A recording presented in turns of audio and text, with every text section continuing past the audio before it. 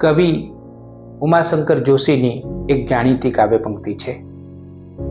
મોટાઓની અલ્પતા જોઈને થાક્યો, નાનાઓની મોટાઈ જોઈને જીવું છું. આપણી આજુબાજુમાં આપણે જેમને નાના કહીએ છીએ એવા લોકોની થોડીક નજીક જઈએ તો એમની મોટાઈની આપણને ખબર પડે. મને આવા અવારનવાર અનુભવો થાય છે. એક કોકિલાબેનનો અનુભવ હું તમારી સાથે વહેંચું.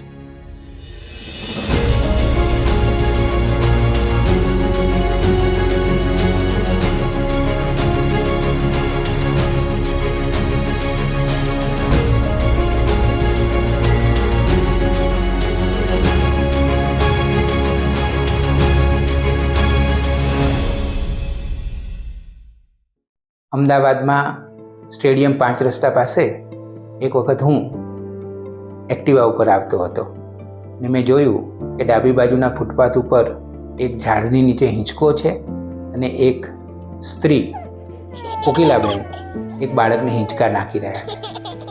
એ વખતે કોકિલાબેનની બાજુમાં બેઠેલું એક બીજું બાળક ખૂબ રડી રહ્યું છે. રડતું બાળક જોઈને આપણને ચિંતા પણ થાય.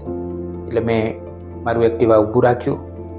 થોડી વાર હું આ દ્રશ્યને જોતો રહ્યો.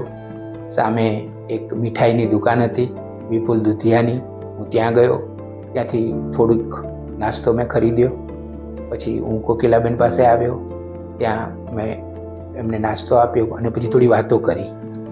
મેં કોકિલાબેનને પૂછ્યું કે મને નવાઈ લાગે છે કે આ બાળક ખૂબ રડે છે તોય તમે તેને કેમ હિંચકા ઉપર બેસાડતા નથી? બંને બાળકને વારા પરથી હિંચકા ઉપર બેસાડો ને. તો કોકિલાબેને કહ્યું કે હું એમ કરવા જાઉં છું પણ નથી થતું, કારણ કે આ જે છોકરો અત્યારે હિંચકા ઉપર બેઠો છે એને હિંચકા ઉપરથી ઉતરવું જ નથી. એને હું ઉતારું છું તો એ તો ખૂબ રડે છે. તો પણ મેં કીધું આ બાળક રડે છે એનું શું? તો એમણે કહ્યું એ ભલે ને રડતો, એ તો મારું બાળક છે. મને નવાઈ લાગી. એટલે મેં પૂછ્યું તો કે તમે જેને હિંચકા નાખો છો એ કોનું બાળક છે?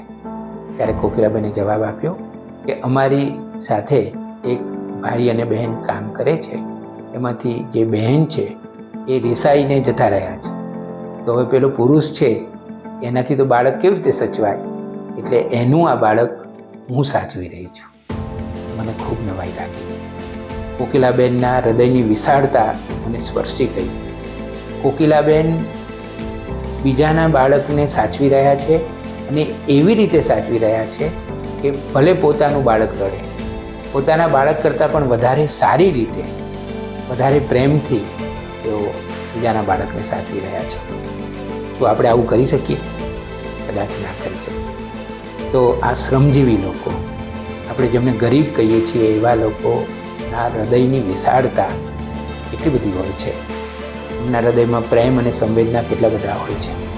મને એવું લાગે છે કે કવિ ઉમાશંકર જોશીએ પેલી જે કાવ્ય પંક્તિ લખી, નાનાઓની મોટાઈ, એ કદાચ આવા જ કોઈ દ્રશ્યો જોઈને લખી હશે.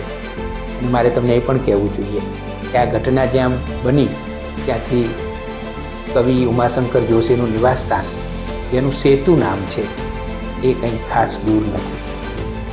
મિત્રો, આપણે શ્રમજીવીઓ, ગરીબો માટે પણ પ્રેમ રાખીએ, સંવેદના રાખીએ અને એમનામાં જે પ્રેમ અને સંવેદના છે એમાંથી પ્રેરણા લઈને આપણે પણ આપણું જીવન વધારે ઉજ્જવળ કરી શકીએ.